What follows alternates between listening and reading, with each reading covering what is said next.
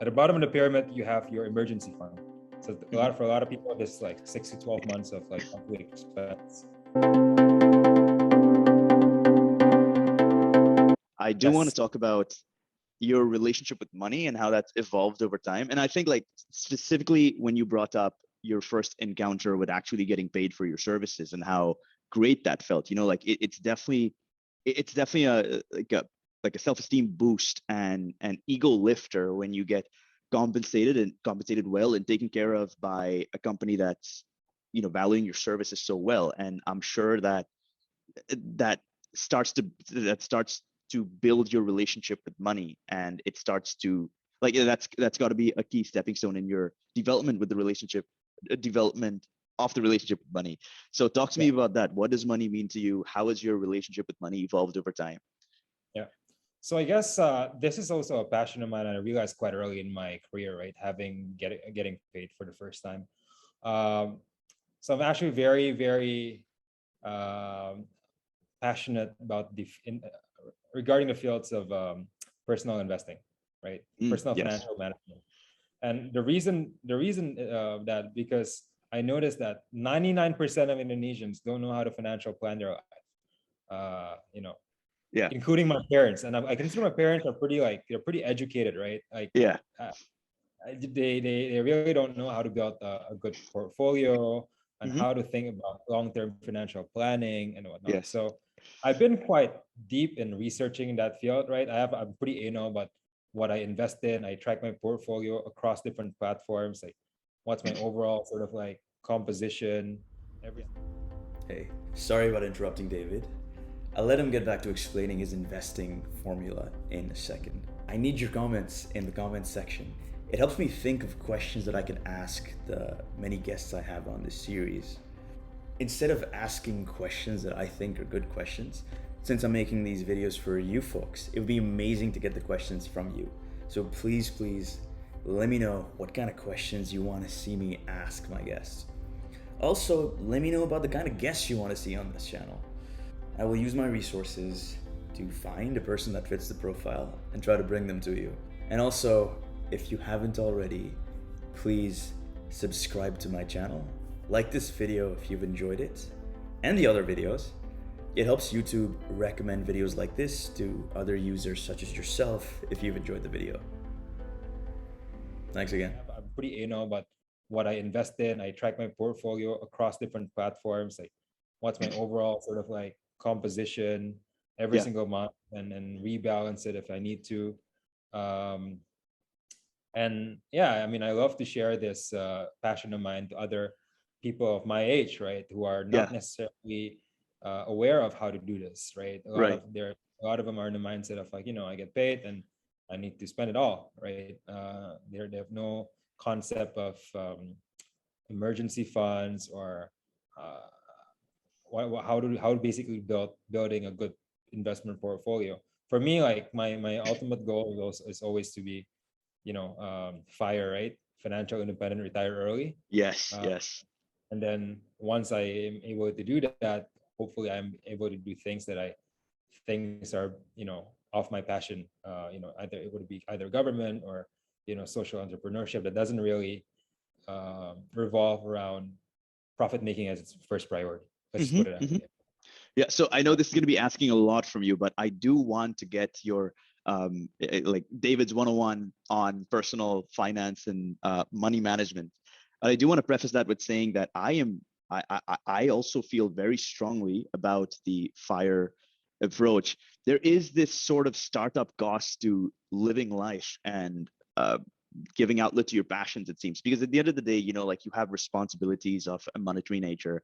Sometimes you're responsible not just for yourself but for your family. So money is definitely a necessity. You need a certain amount of money to be comfortable for yourself, maybe for your family members, for your friends, whatnot. And then when you sort of guaranteed for yourself, like, okay, I do not need to be reliant on selling my time for money anymore.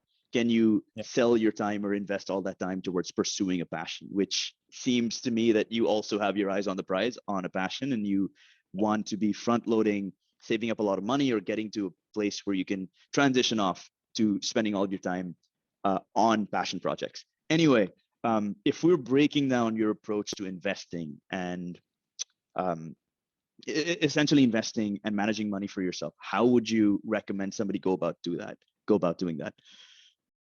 So I think there are a couple of building blocks, right? How I try to tell people on how to think about investment. I don't want to go into the technical fields of like, Yeah. funds or whatnot, but essentially I think of it as a pyramid, right? At the bottom of the pyramid, you have your emergency fund. So for a lot of people, this like 6 to 12 months of like monthly expense that you really need to have a liquid or near liquid asset that you can basically draw up upon if you lose your job or whatever, right? So this has to be as liquid as possible, right? Yeah, I don't want to say cash. I don't want to say savings account, right? It's a cardinal savings account. This could be like money market mutual fund where you can basically draw down in one day, for instance. Right. Or stable coins for the more crypto and folks there. And the second building block is basically insurance. And again, there are a lot of like technicalities in this, but like you don't want to be overinsured, but you do need some kind of insurance. Either it's life, health, both. If it's not provided by a lawyer. Yeah. And then third block is like your investment. So what do you want to invest in, right? And for a lot of folks, the portfolio could look like, I think for millennials, this would revolve around, I'm just throwing out numbers here. I'm not a financial planner, so everything of course. NFA, not financial advice. Yeah, gotcha. Put out a disclaimer. Put out a disclaimer. So 40% fixed income, I'd say 30% stocks, 15% others like peer-to-peer lending, and you can put the rest in crypto if you want to, right? I think that's a balanced portfolio.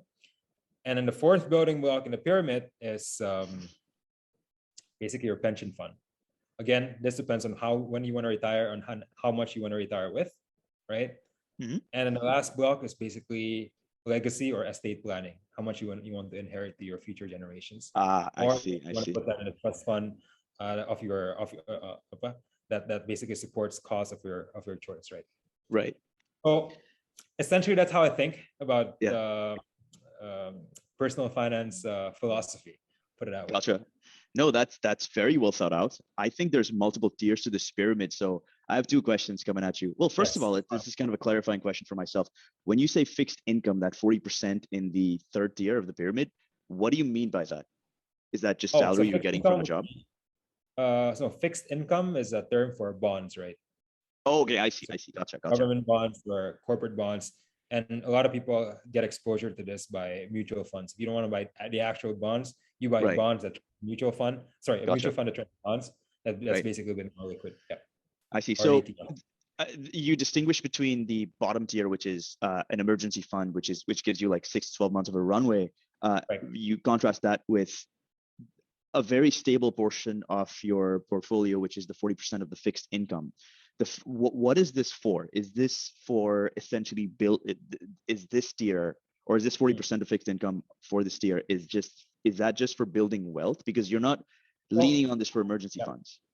So I guess you want that. So in the third block, when I say investing, you have that pie, right? And I said 40% of the pie is fixed income. And you want that overall pie to have a balance between risk and return at the end of the day. Obviously, that fixed income portion, the 40% that I mentioned, provides the highest or the lowest risk. But obviously, relative to the other two stocks, the lowest return. So that's basically a hedging factor that creates your overall portfolio a bit more balanced, I would say. Because that gives out, I don't know, in the US, probably 7 to 8%, right, per annum. And then you probably can get a higher 10 to 12% return from stock portion, but obviously higher volatility. But then then you have the crypto portion that's like crazy up and down, but obviously can generate higher returns. There is no fixed formula for this pie, right? But the general rule of thumb is that the fixed income portion should be higher, meaning that your tolerance for risk should be lower. As you grow older. Let's put it that way. I see. Gotcha. That makes sense. That makes perfect sense. Obviously, you have more responsibilities. I know a lot of kids like put their 90%, 100% of their money in one crypto coin or one Wall Street bet stock prediction that's like on Robinhood, right? And get crushed. right? You see what I'm saying? Yeah. Get what you mean. Yeah. So the other question, and this Yes. is more meant to be trying to make this approach a bit more democratic for everybody. Sure. When you're starting out and you don't have a lot of money that you can set aside for personal investments, right? When you're not living paycheck to paycheck, because when you're living paycheck to paycheck, I guess you're still working to set aside a bit of money that you can invest for yourself. If you have a limited amount of money, you're probably not going to be thinking about, okay, this is what I'm setting aside for legacy and inheritance. How would you, if somebody say is only make if somebody is able to set aside like a few $100 a month, would you still recommend this approach to them? So how I see it is a pyramid, right? The bottom needs to be fulfilled first before you think about the I see. tier above. Gotcha.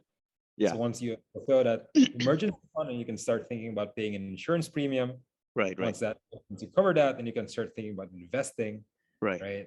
Yeah. Yeah, that's how I think about it. Okay, that makes sense. So like, work your way up, work your way up. That's the point of this being a pyramid. Gotcha. Makes sense. No, I think, well, thank you for that lesson. David's 101 No worries, on I'm happy personal to share. investing concluded.